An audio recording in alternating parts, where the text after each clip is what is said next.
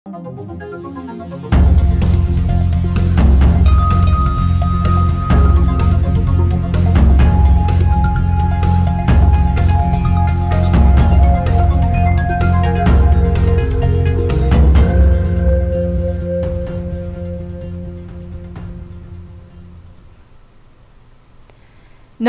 यो news 24 television prime time न्यूजमा स्वागत छ। सत्तारूढ नेकपाको स्थायी कमिटी बैठक बसेको छ। बैठकको पहिलो दिनमै अध्यक्षद्वय एक अर्काप्रति तीतो पोख्न लागि परे। पुष्पकमल दाहालले पार्टी एकता गरेका बेला भएका सहमति कार्यान्वयन नभएको गुनासो गरे। त्यति मात्र होइन, पार्टीका अर्का अध्यक्ष केपी शर्मा ओली मात्र हावी भएको आलो पालोको सहमतिबाट आफूले राम्राका लागि छाडेको तर अहिले गल्ती महसुस भएको बताएका छन्। उता प्रधानमन्त्री समेत रहेका अध्यक्ष ओलीले पार्टीलाई गुटको राजनीतिमा धकेलेर कमजोर बनाएको आरोप लगाएका छन्। अध्यक्ष ओलीले दाहाल नेपाल गठबन्धन पार्टीलाई कमजोर बनाउने परिपञ्चमा लागेको आरोपसम्म लगाइदिए। एकअर्काप्रतिको विवाद स्थायी कमिटी बैठकमा पोखियो। अबको नेकपा राजनीति कसरी अघि बढ्ला, यो बैठकले बाटो तय गर्नेछ। तर नेताहरूबीच देखिएको तीव्रताले त्यति राम्रो सन्देश नदेला। अब प्राइम टाइम न्यूजका हेडलाइन्स।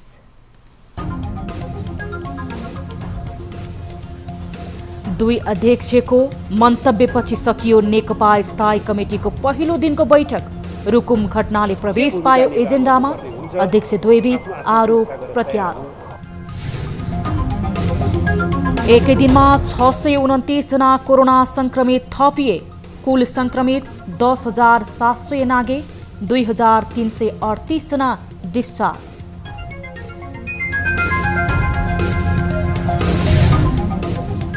ओम्नी कम्पनीले चीनबाट खरिद गरेको स्वास्थ्य सामग्रीमा अनियमितता भएको लेखा समितिको प्रारम्भिक निष्कर्ष।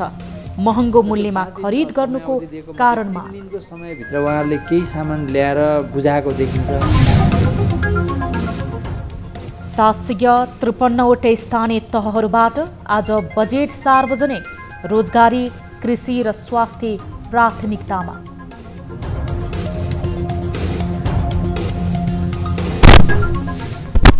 र अमेरिकी राष्ट्रपति ट्रम्पद्वारा अमेरिकाले छिट्टै कोरोना भाइरसको खोप पाउने दावी। अमेरिकी विद्यार्थीहरूलाई रोजगारी सुनिश्चित गर्ने प्रतिबद्धता।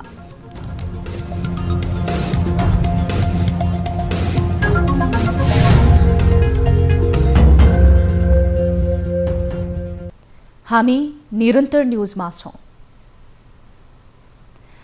सत्तारूढ नेपाल कम्युनिस्ट पार्टी नेकपाको स्थायी कमिटी बैठक असार 12 गतेसम्मका लागि स्थगित भएको छ। पहिलो दिनको बैठकमा अध्यक्षद्वय केपी शर्मा ओली र पुष्पकमल दाहाल प्रचण्डले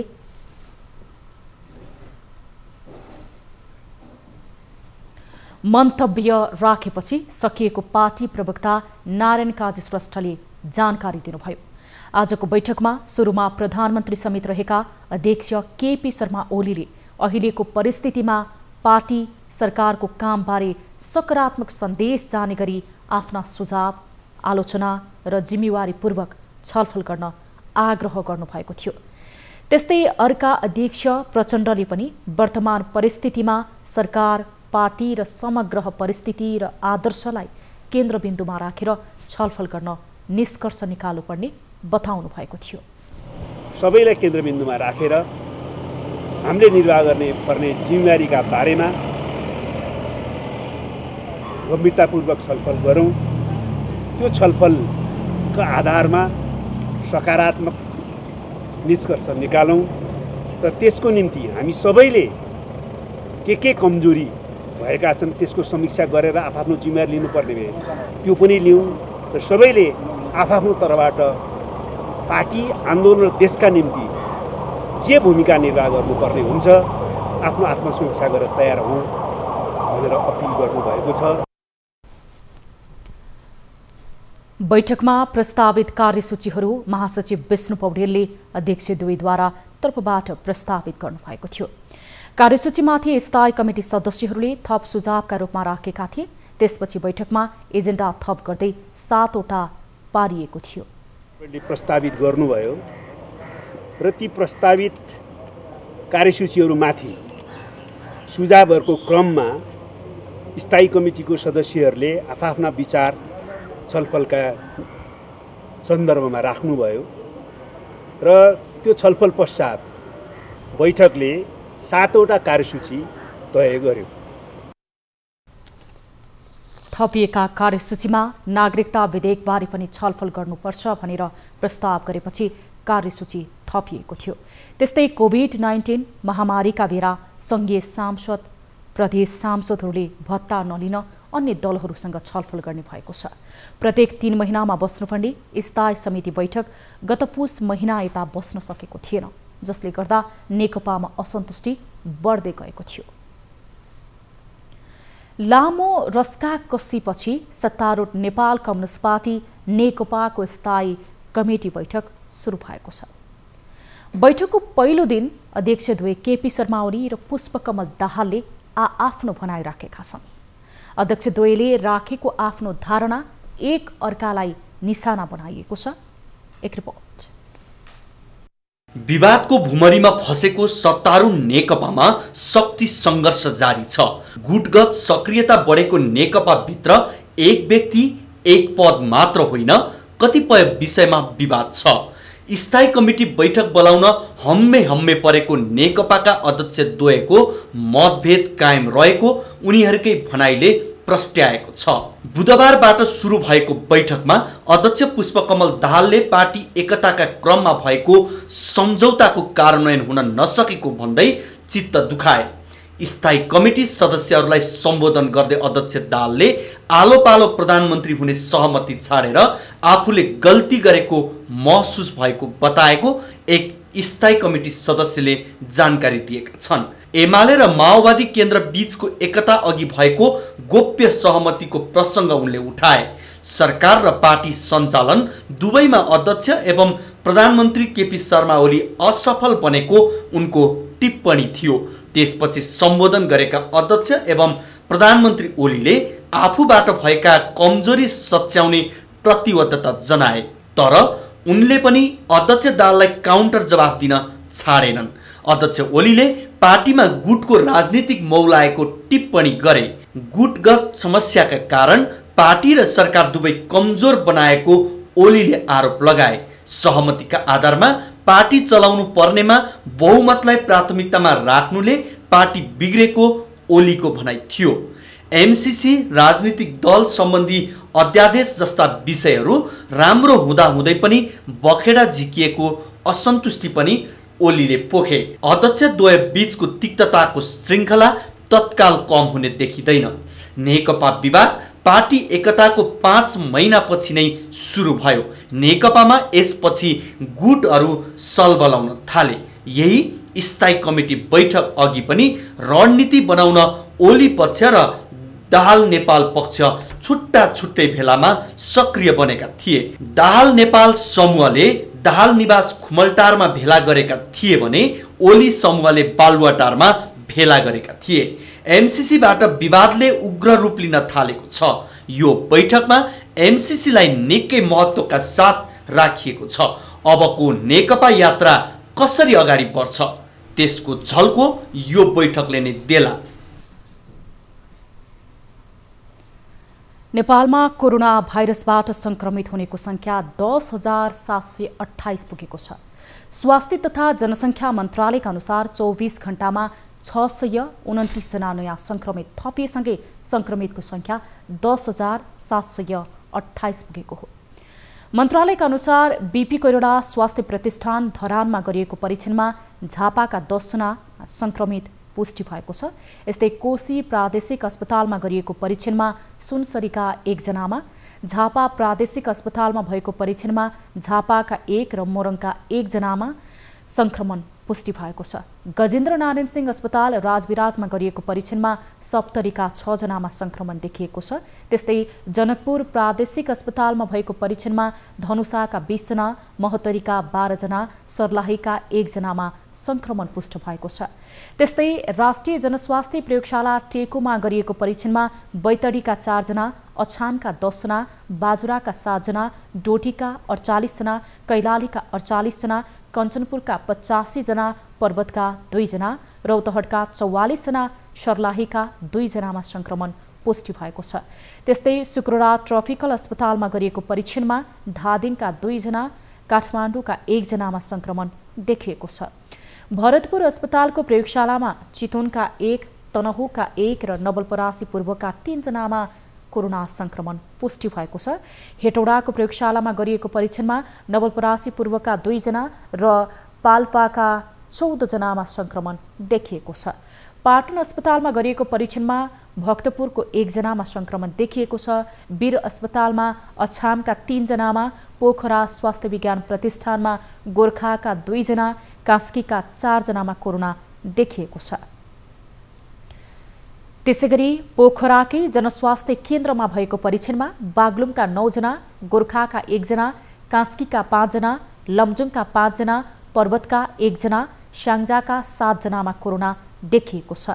रूपन्देही प्रादेशिक अस्पतालको परीक्षणमा गुल्मीका 5 जना, रूपन्देहीका 1 जना, पाल्पाका 1 जना, कपिलवस्तुका 1 जनामा संक्रमण देखिएको छ।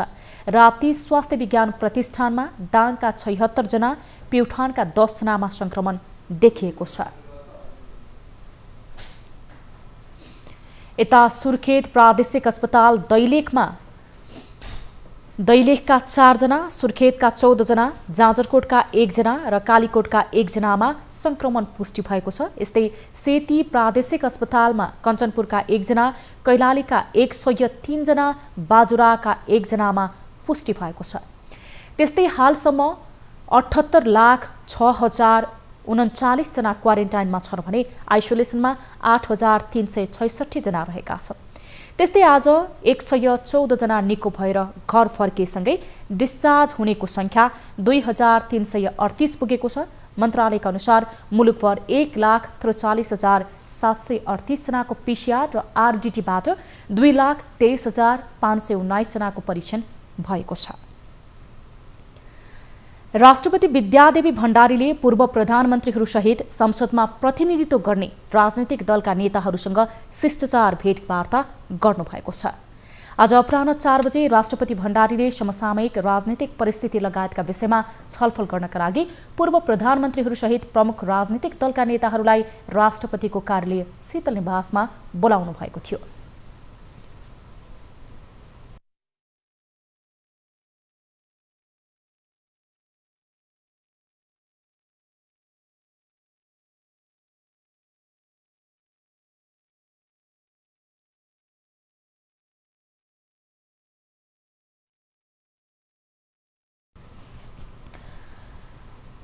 राष्ट्रपति भण्डारीले पछिल्लो समय सम्पूर्ण दलहरूले नक्सा जारी गर्ने सवालमा देखाएको एकताका लागि धन्यवाद दिनुभएको राप्रपा संयुक्तका अध्यक्ष डाक्टर प्रकाश चन्द्र लोहनीले बताउनु भएको छ।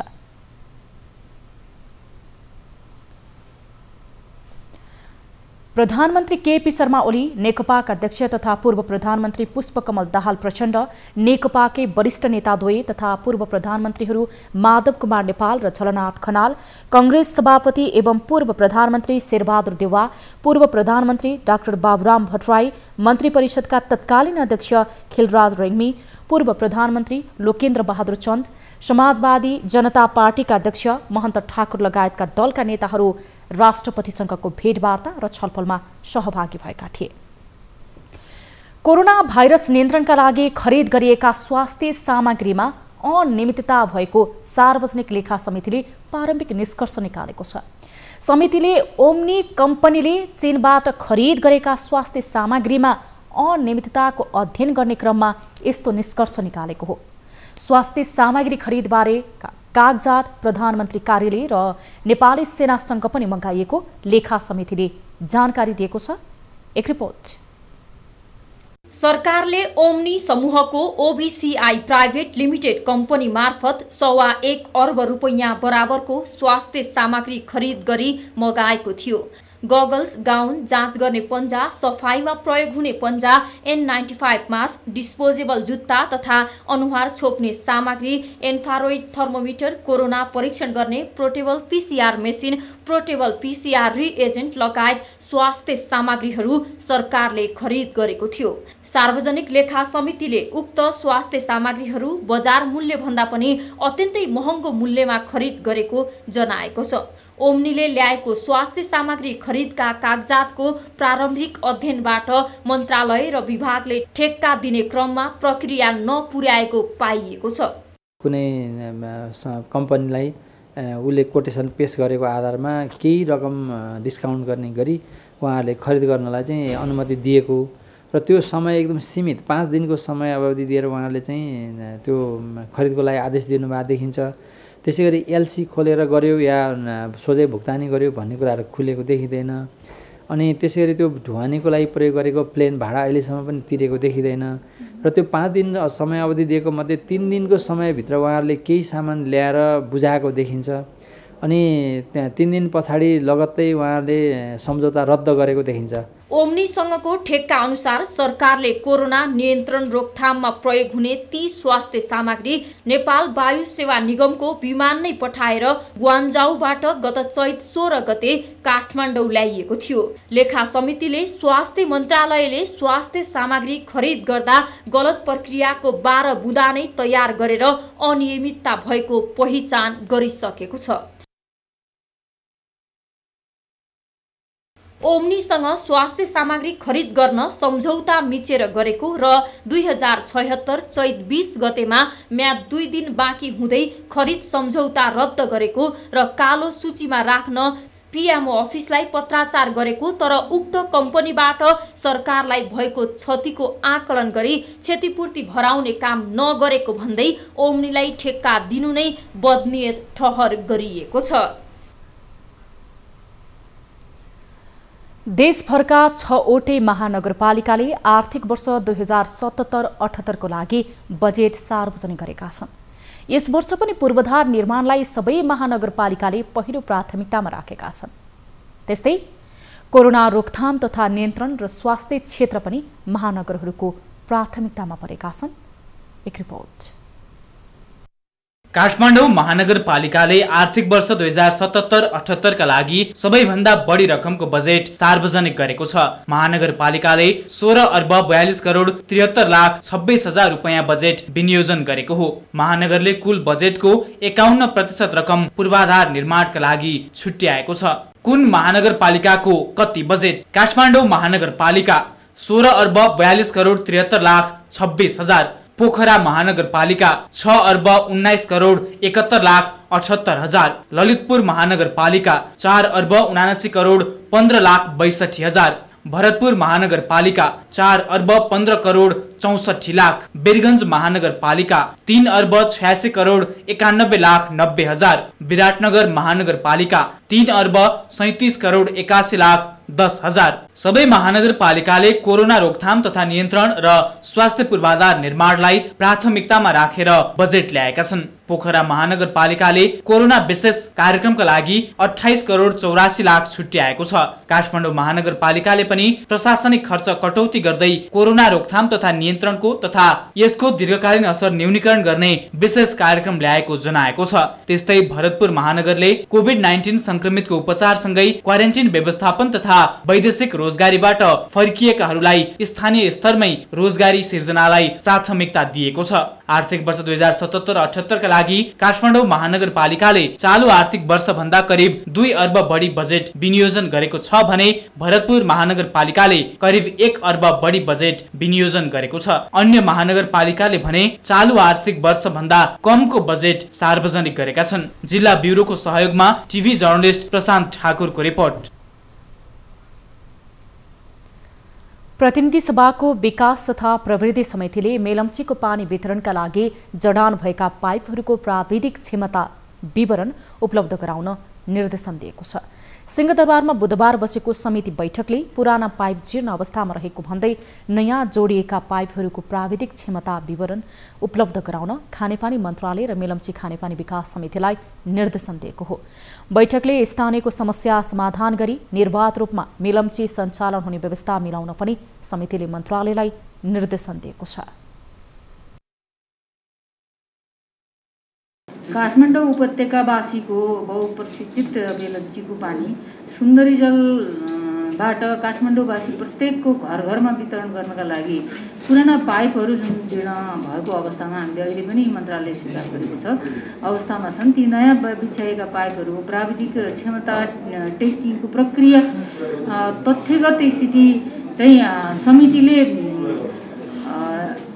छिटोभन्दा छिटो चाहिँ हामीलाई यहाँ यो समितिलाई उपलब्ध गराउनको लागि निर्देशन गर्दछ। बैठकमा खानेपानी मन्त्री बिना मगरले असार मसान्तमा मेलम्चीको पानी सुन्दरी जलसम्म आइपुग्ने दोहोर्याउनु भएको छ। अस्थायी डाइभर्सनका लागि आवश्यक भौतिक पूर्वाधारका काम 99% सकिएको उहाँले जानकारी दिनुभयो।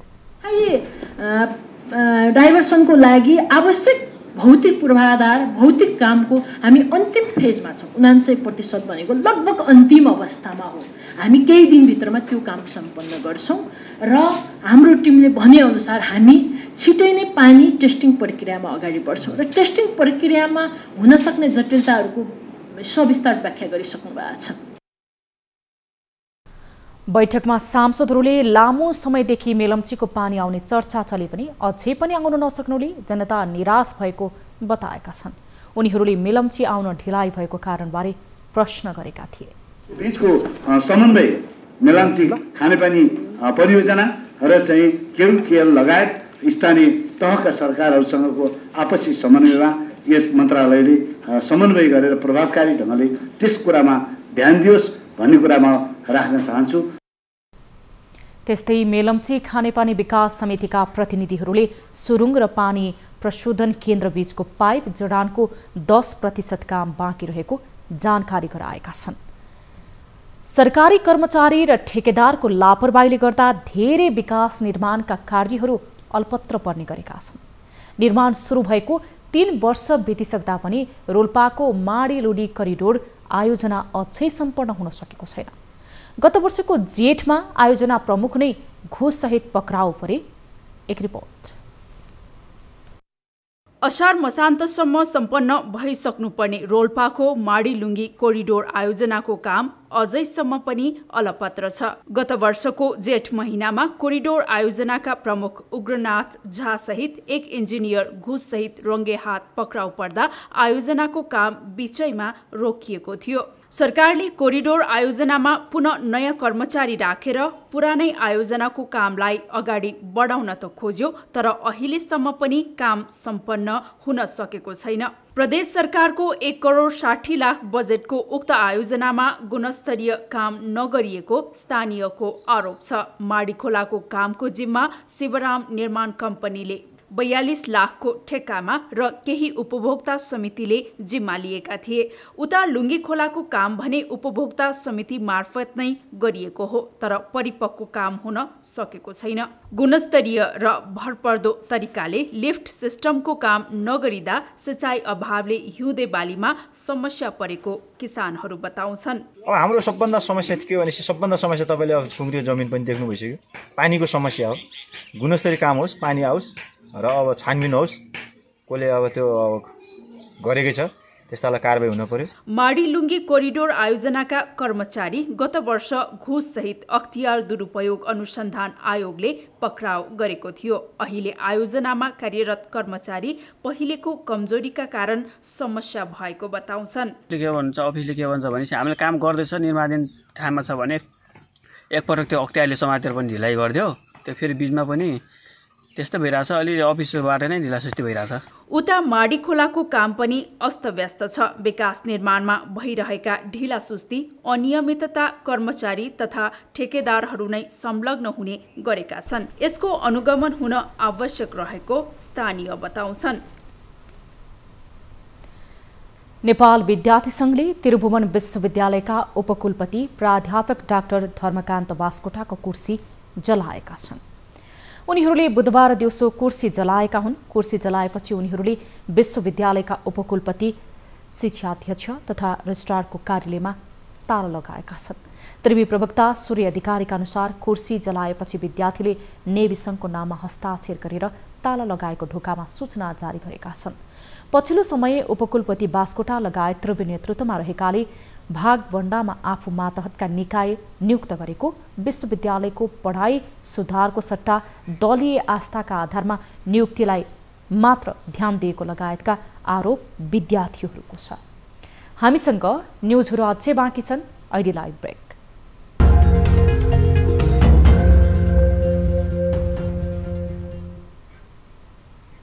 हामी निरन्तर न्युजमा छौं।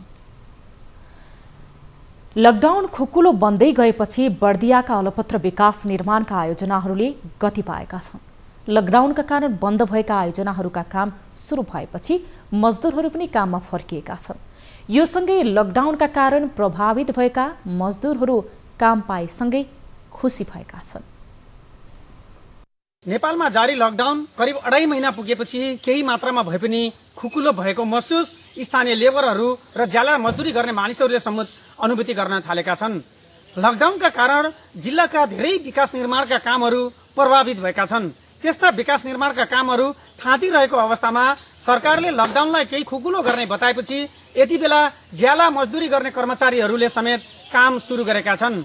लकडाउनले राहतको पर्खाइमा बसेका मजदुरलाई काम सुचारू गर्न पाउँदा उनीहरू अझ बढी खुसी देखिएका छन्।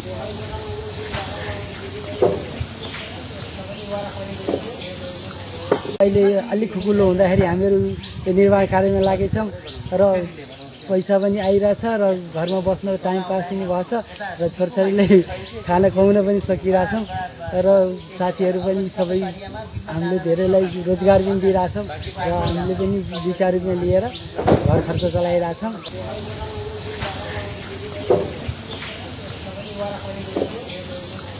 घरमा बसी अब कहाँसम्म बस्ने, अब घरमा खाने कुराहरू पनि छैन। हामी चाहिँ अब निम्न वर्गको मान्छे पऱ्यौँ हामी सबै होइन।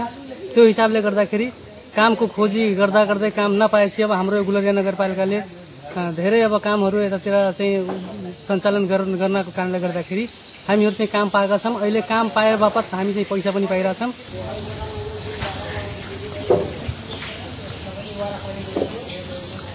लकडाउनको बेलामा लेबर मिस्त्रीहरूलाई सबलाई एकदमै अभाव थियो। पैसा कहाँबाट ल्याउने, कहाँ गएर काम गर्ने, काम पनि गर्न पाएनन्।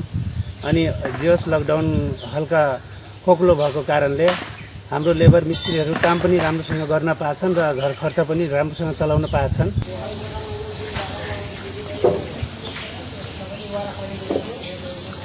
काम गर्न नपाएको समस्याले गर्दा उनीहरू चाहिँ हामीले काम कहाँ पाइन्छ भनेर हामीसित समन्वय गर्न आइरहेको अवस्था थियो र उनीहरूलाई हामीले काम सञ्चालन भयो भने तपाईँहरूलाई काममा लगाइन्छ। हामीले बाहिरका लेबर लगाउँदैनौँ। जति पनि श्रमिक छन् सबै हामी गुलरिया नगरपालिकाभित्रका नै हाम्रो आयोजनाहरूमा लगाउन हामी चाहिँ निर्माण व्यवसाय तथा उपभोक्ता समितिहरूलाई हामीले निर्देशन पनि दिएका थियौँ मौखिक। त्यसकारणले गुलरिया नगरपालिकाभित्र सबै नगरपालिकाभित्रकै मजदुरहरूले काम गरिरहनु भएको छ।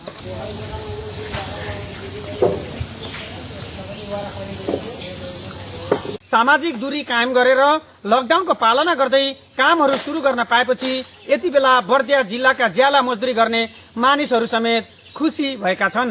न्युज 24 टेलिभिजनका लागि टिभी जर्नलिस्ट ज्योतिपन्थी, बर्दिया। 15वटै स्थानीय तहमा कोरोना भाइरसको संक्रमण फैलिएपछि झापामा खुकुलो हुँदै गएको लकडाउनलाई कडा गर्न थालिएको छ। जिल्लाका बजारहरूमा लकडाउन समेत उल्लङ्घनको घटना बढीसँगै सामाजिक दूरी कायम गर्न सांकेतिक अभियान समेत सञ्चालन गरिएको छ। एक रिपोर्ट। झापामा कोरोना भाइरसको संक्रमितको संख्या बढ्दै गए पनि सामाजिक दूरी कायम नगर्ने तथा मास्कको समेत प्रयोग नगर्नेको संख्या बढ्न थालेको छ, जसका कारण संक्रमणको जोखिम बढेको भन्दै सुरक्षित रूपमा दैनिक क्रियाकलाप सञ्चालन गर्न विभिन्न सङ्घ-संस्थाले संयुक्त रूपमा सांकेतिक अभियान सञ्चालन गरेका छन्।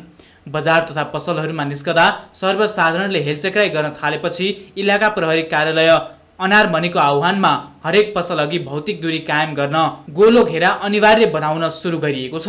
विभिन्न पसलहरूमा, विभिन्न प्रकृतिका पसलहरूमा एउटा सिम्बोलिक रूपमा भौतिक दूरी कायम गर्ने गोलो घेरा लगाएर सबैलाई मेसेज दिन खोजिरहेका छौँ, ताकि यो चाहिँ आफूलाई बस्नका लागि सबैभन्दा महत्त्वपूर्ण चाहिँ हतियार अथवा उपाय चाहिँ भौतिक दूरी कायम गर्नु हो र आउने व्यक्तिहरूलाई कमसेकम पसल अगाडि हात धुने पानी सेनिटाइजर राखिदिनु भनेर हामी एउटा सन्देशमूलक एउटा अभियान लिएर गइराखेका छौँ। बिर्तामोड नगरपालिका, बिर्तामोड उद्योग वाणिज्य सङ्घ, Nepal chamber of commerce Jhapa, rotary club लगायतका दर्जन बढी संस्थाले संयुक्त रूपमा पसल अगाडि सामाजिक दूरी कायम गर्न गोलो घेरा बनाउन आग्रह गरेका छन्। अन्य स्वास्थ्य सुरक्षाका उपाय अपनाएर मात्रै व्यवसाय सञ्चालन गर्न अनुरोध समेत गर्दै आएका छन्। सोसियल डिस्टेन्सलाई चाहिँ कायम गर्नको लागि सबैले चाहिँ एउटा मार्किङ गरेर राख्नुपर्छ भनेर हामीले धेरै पटक अनुरोध गऱ्यौँ, प्रशासनले, नगरले र हामीले व्यक्तिगत धेरै ठाउँ अनुरोध गर्दा पनि अहिले यो कामहरू नगरेको कारणले गर्दाखेरि अहिले संयुक्त रूपमा हामी आफै यहाँका अग्रज व्यापारी साथीहरू र यहाँ प्रशासन लागेर चाहिँ अहिले यो कामहरूले हरेक दोकानको अगाडि चाहिँ एउटा नमुनाको रूपमा चाहिँ हामीले चाहिँ एउटा सोसियल डिस्टेन्स कसरी राख्नुपर्छ भनेर चाहिँ यहाँनिर एउटा चिन्ह लगाइदिएका छौँ। झापामा 15वटै स्थानीय तहमा गरेर बुधबारसम्म 216 जना कोरोना संक्रमित भेटिएका छन्। तर लकडाउन खुकुलो भएसँगै झापाका बजारमा सर्वसाधारणको चहलपहल बढेपछि आफ्नै कमजोरीका कारण कोरोना भाइरस समुदायमा फैलने जोखिम बढेको छ। झापाबाट टिभी जर्नलिस्ट राजु पौडेलको रिपोर्ट। मध्य पहाडी पुष्पलाल लोकमार्गको बागलुङ घोडाबाँधी खण्ड कालोपत्री हुन सकेको छैन। राष्ट्रिय गौरवको आयोजना मध्येको यो लोकमार्गको निर्माण कार्य समयमै सम्पन्न नहुँदा हिउँदमा धुलामी र वर्षामा हिल्लामी हुने गरेको छ। एक रिपोर्ट। बागलुङको सदरमुकामसँग जोडिएको घोडाबाँधेसम्मको 25 किलोमिटर सडकको निर्माण कार्य नहुँदा स्थानीय समस्यामा पर्न थालेका छन्। निर्माण सुरु भएको 2 दशक बितिसक्दा पनि ग्राभेलको काम नहुँदा स्थानीयले शास्ति भोग्दै आएका छन्। पछिल्लो समय अक्षेते घोडाबाँधेसम्म ग्राभेल गर्ने काम भइरहेको छ, तर सदरमुकामसम्म जोडिएको उपल्लाचौर अक्षेते खण्डमा ठेकेदारको उपस्थिति छैन। नेपालको पूर्व पश्चिम जोड्ने पहाडी मार्गको रूपमा रहेको यस मध्य पहाडी लोकमार्गको बागलुङ घोडाबाँधी खण्डको 2076 कार्तिक मसान्तसम्म काम सम्पन्न गर्ने गरी 2073 सालमा सम्झौता भएको र ठेकेदार कम्पनीको लापरवाहीका कारण समयमै निर्माण कार्य सम्पन्न नभएको स्थानीयहरूको आरोप छ। हिउँदको समयमा त अब ठिकै हुन्छ कि हिँडिन्छ, बर्खाको समयमा गाह्रो हुन्छ, फस्छ गाडी। जस्तो अरू बेलामा कति टाइम लाग्छ, अहिले बर्खाको टाइममा कति टाइममा हिँड्छ? अरू बेलामा हामी चाहिँ 2.5 घन्टामा पुग्छ अनि अहिले 3-4 घन्टा 4.5 घन्टा लाग्छ। बाटो राम्रो नभएपछि दैनिक गाडी बिग्रने गरेको भन्दै आम्दानी भन्दा खर्च बढी देखिएको छ। नाली नबन्दा सडकबाटै बग्ने भेलले सडक छेद विच्छेद बनेको छ। वर्षातभर हिलामी भएर अवरुद्ध सडक हुने भएकाले समस्या हुने गरेको सवारी चालकहरू बताउँछन्। बाटो कोही गाडी फसिने, कोही पहिरो आउने, यस्तै बिजोग छ। अनि जस्तो अब कहाँ पुग्नु नि तपाईँहरू? बजारसम्म। कति टाइममा पुग्नुहुन्थ्यो पहिला, अहिले के कति टाइम लाग्यो? समय पुग्थ्यो गरे, अहिले त यो घन्टा बाटो 4 घन्टा 2-3 घन्टा लाग्ने भयो त। डर लाग्दैन यस्तो बाटोमा हिँड्नलाई? बाध्यताले हिँड्नु पर्यो, नगई नहुने कामले। सदरमुकाम बागलुङ बजारदेखि बिहुसम्मको 13 किलोमिटर सडकको जिम्मा सिद्धिसाई कन्स्ट्रक्सन र बिहुदेखि घोडाबाँधीसम्मको सडकको जिम्मा सूर्य कन्स्ट्रक्सनले लिएको छ। कुल 1776 किलोमिटरको यस लोकमार्गको बागलुङ खण्डमा मात्रै 142 किलोमिटर पर्छ। माथिल्लो खण्डमा ग्राभेलको काम भइरहेको भए पनि तल्लो खण्डको ठेकेदार कम्पनी नै कार्यस्थलमा छैनन्। बागलुङबाट टिभी जर्नलिस्ट रविना बोहराको रिपोर्ट। अब बिजनेस न्यूज।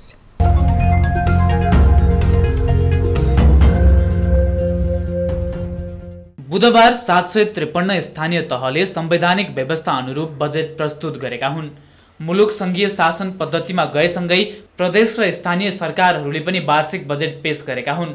देशभरका 6 महानगरपालिका, 11 उपमहानगरपालिका, 276 नगरपालिका र 460 गाउँपालिका गरी 753 स्थानीय तहको बजेट प्रस्तुत भएको हो। विश्वव्यापी कोरोना भाइरसको महामारी र लकडाउनबाट थला परेको नागरिक जीवन र बेरोजगार युवालाई प्राथमिकता दिँदै स्थानीय तहले बजेट प्रस्तुत गरेका छन्।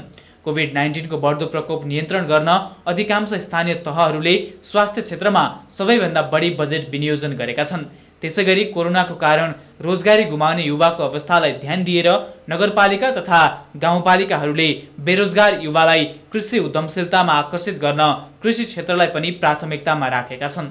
स्थानीय सरकारले शिक्षा क्षेत्रलाई पनि प्राथमिकता दिएको छ। कोरोना सङ्कट र लकडाउनबाट बन्द भएका सामुदायिक विद्यालयको भौतिक पूर्वाधार र अनलाइनबाट भर्चुअल कक्षा सञ्चालनका लागि स्थानीय तहले बजेटमा प्राथमिकता दिएका छन्।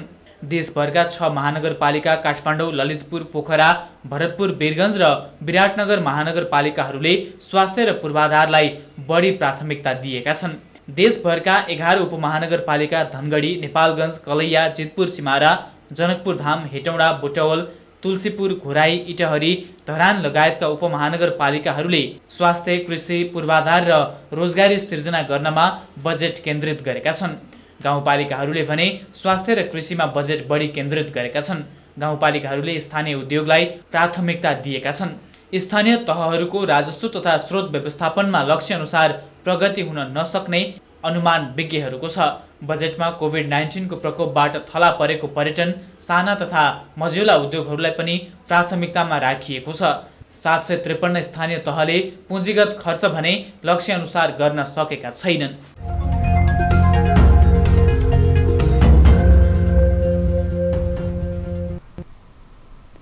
हामीसँग न्युजहरू अझै बाँकी छन्। अहिले लाइभ ब्रेक।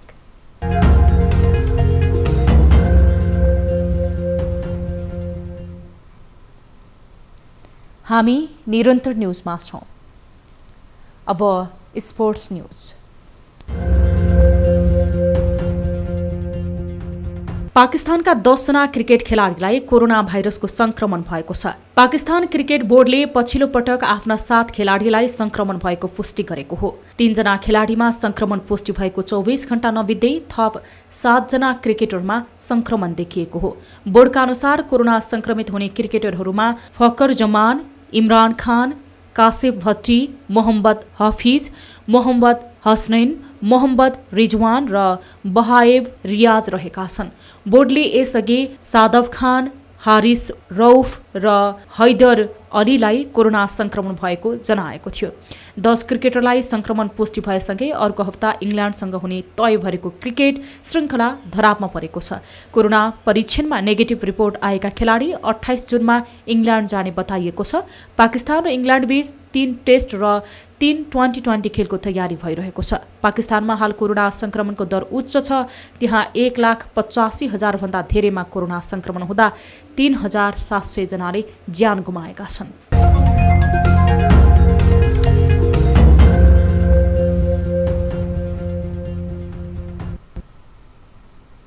अब इन्टरनेशनल न्युज।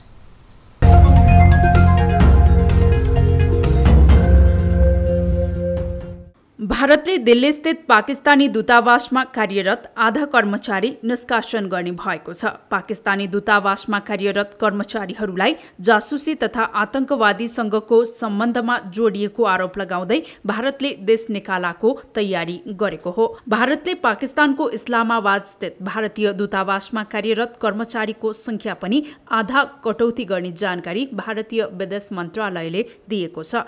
भारतको एकतर्फी निर्णयको पाकिस्तानी अधिकारीहरूबाट अहिलेसम्म कुनै आधिकारिक प्रतिक्रिया आएको छैन। भारतले 3 साता अगाडि 2 जना पाकिस्तानी कूटनीतिज्ञलाई देश निकाला गरेपछि 2 देशबीचको सम्बन्ध फेरि चिसिएको छ।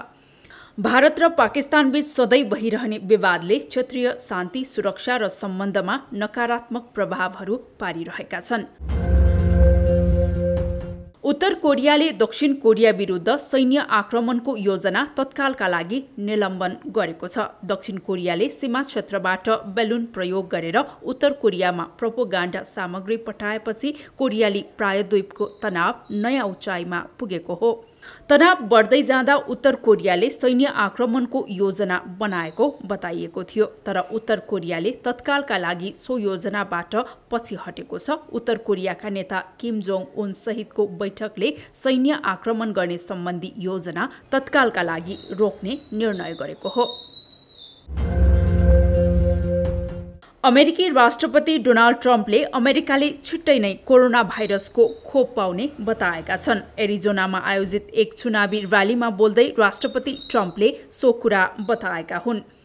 ट्रम्पले कोरोना भाइरस नियन्त्रणका लागि अमेरिकाले निकै राम्रो काम गरेको बताउँदै उनले भेन्टिलेटरको कमी हुन नदिएको दावी गरेका छन्। ट्रम्पले आफूले कोरोना भाइरस नियन्त्रणका लागि न्युयोर्कमा समेत अस्पताल बनाएको बताएका छन्। यद्यपि उक्त अस्पताल प्रयोगमा भने आएको छैन। कोरोना भाइरसको महामारीको कारण अहिले अमेरिकामा बेरोजगारी बढ्न सक्ने संकेत देखा परेका छन्। यस विषयमा बोल्दै ट्रम्पले अमेरिकाको अर्थतन्त्रलाई बचाउन 3 अर्ब डलरको कोषका लागि विधेयक पास गरेको समेत जनाएका छन्। उनले अमेरिकी विद्यार्थीहरूलाई रोजगारी सुनिश्चित गर्न विदेशीलाई रोजगारीबाट रोक्न सकिने गरी एक ऐतिहासिक फैसला गरेको पनि बताएका छन्। उनले अमेरिकाको यो लडाईँ अमेरिकाकै तरिकाले जित्नु जरुरी रहेको उनको भनाइ छ।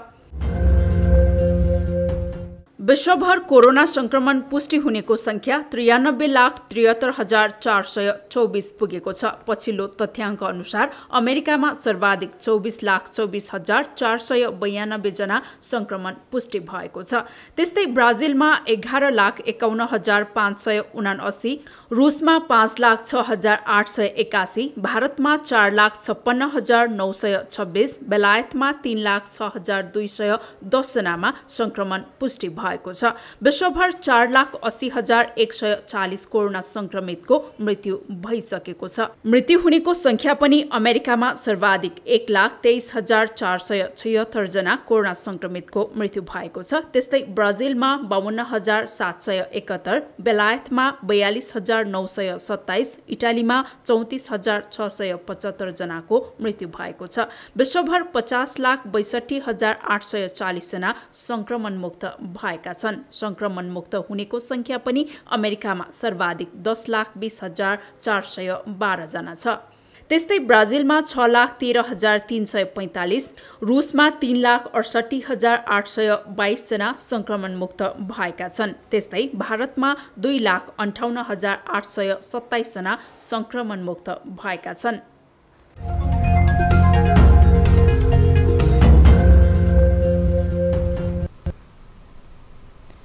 अब अनुला महर्जनको साथमा फटाफट न्यूज।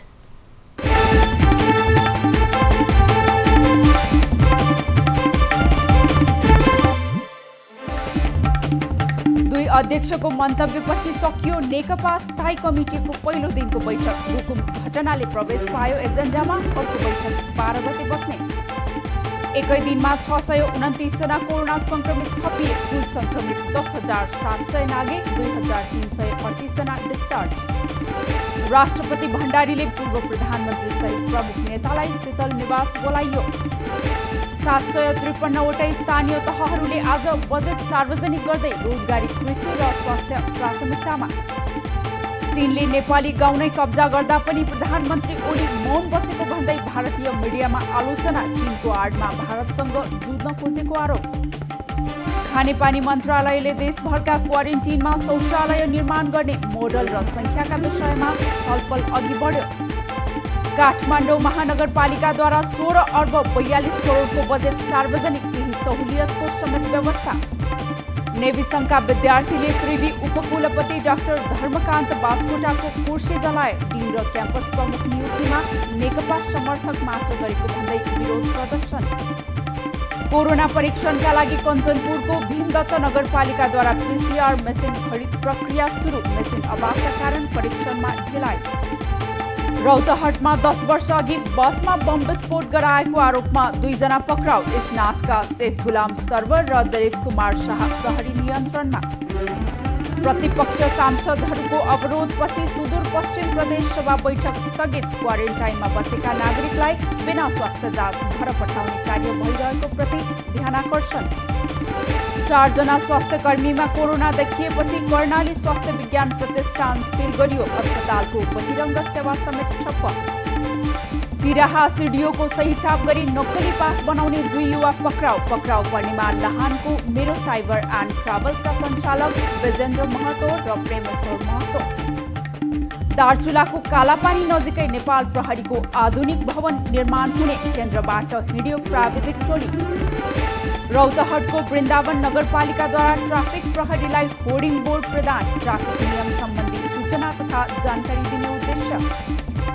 हेटौडा उपमहानगरपालिकाले ल्यायो 2 अर्ब 8 करोड 66 लाख बढीको बजेट। कोरोनाबाट मृत्यु भए 3 लाख राहत। भरतपुर महानगरको 6औं नगरसभाद्वारा 4 अर्ब 15 करोडको बजेट प्रस्तुत। कृषि रोजगारी सृजना र पूर्वाधार विकासमा जोड। विराटनगर महानगरपालिकाद्वारा आगामी आर्थिक वर्षका लागि 3 अर्ब 37 करोड भन्दा बढीको बजेट सार्वजनिक। चालु आर्थिक वर्षको तुलनामा 22% न्यून। सुनको भाउ अहिलेसम्मकै महँगो। तोलाको 91,100 पुग्यो। किने भन्दा बेच्न खोज्नेहरू धेरै। रियललाई उछिन्दै बार्सिलोना स्पेनिस ला लिगाको शीर्ष स्थानमा। इङ्ग्लिस प्रिमियर लिगमा लेस्टर सिटी र ब्राइटनले गोलरहित बराबरी खेले। विश्वभर 93,73,000 कोरोना संक्रमण पुष्टि। मृत्यु हुनेको संख्या 4,80,000 नाग्यो। अमेरिका सबैभन्दा धेरै प्रभावित। भारतले निष्कासन गर्यो दर्जनौं पाकिस्तानी कूटनीतिक कर्मचारी। जासुसी तथा आतंकवादीसँगको सम्बन्धमा जोडिएको आरोप। अमेरिकाले छिट्टै नै कोरोना भाइरसको खोप पाउने अमेरिकी राष्ट्रपति डोनाल्ड ट्रम्पको दावी। कोरोना नियन्त्रणमा सरकारको काम सराहनीय भएको भनाई। र भारतमा बुधबार एकै दिन करिब 16,000 कोरोना संक्रमित भेटिए। कोरोना भाइरसबाट संक्रमितको दैनिक संख्या अहिलेसम्मकै सर्वाधिक।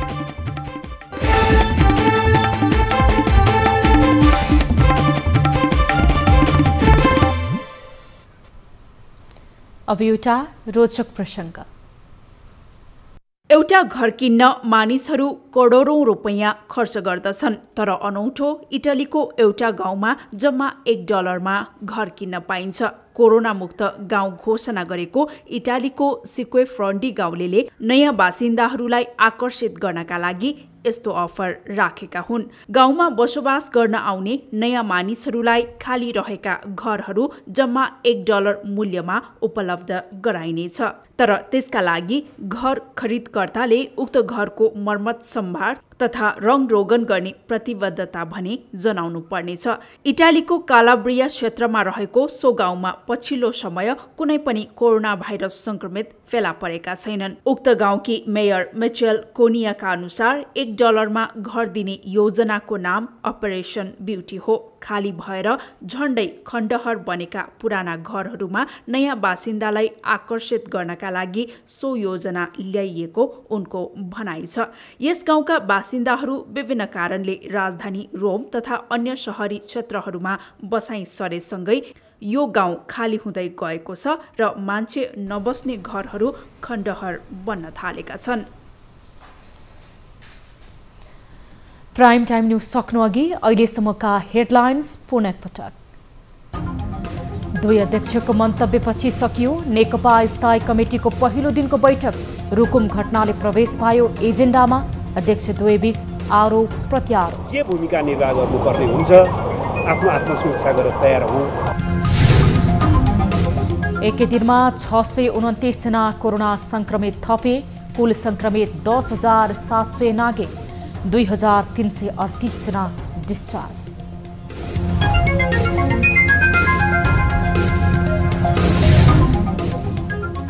ओम्नी कम्पनीले चीनबाट खरिद गरेको स्वास्थ्य सामग्रीमा अनियमितता भएको लेखा समितिको प्रारम्भिक निष्कर्ष। महँगो मूल्यमा खरिद गर्नुको कारण माग। 3 दिनको समयभित्र उहाँहरूले केही सामान ल्याएर बुझाएको देखिन्छ। 753वटा स्थानीय तहहरूबाट आज बजेट सार्वजनिक। रोजगारी, कृषि र स्वास्थ्यमा प्राथमिकता।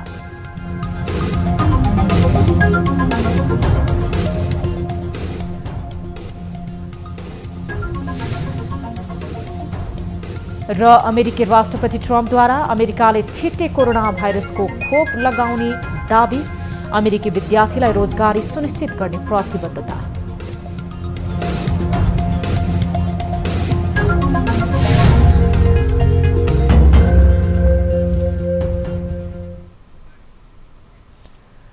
प्राइम टाइम न्यूजका अहिलेलाई यति नै। जाँदा जाँदै ताली र गालीका लागि हामीले सोधेको प्रश्न, कोरोना संक्रमितहरू 10,000 नागे, सावधानी देखिन्न, जे छ ठिक छ भन्नेले ताली र असावधानीका कारण ठूलो मूल्य चुकाउनु पर्ने हुन सक्छ भन्नेले गालीमा हाम्रो पात्रोको एपमा गएर भोट गर्न सक्नुहुनेछ। थप न्यूजको लागि हाम्रो वेबसाइट www.news24nepal.com हेर्न नभुल्नुहोला। साथै तपाईले हामीलाई फेसबुक, ट्विटर र युट्युबमा पनि फलो गर्न सक्नुहुनेछ। यस्तै मोबाइल, भाइबर र इमेलबाट न्युज24 टेलिभिजनको हेल्प डेस्कमा कुनै समस्या र गुनासो छन् भने प्रत्यक्ष रूपमा सम्पर्क राख्न सक्नुहुनेछ। हामी निरन्तर न्युजमा छौं। नमस्ते।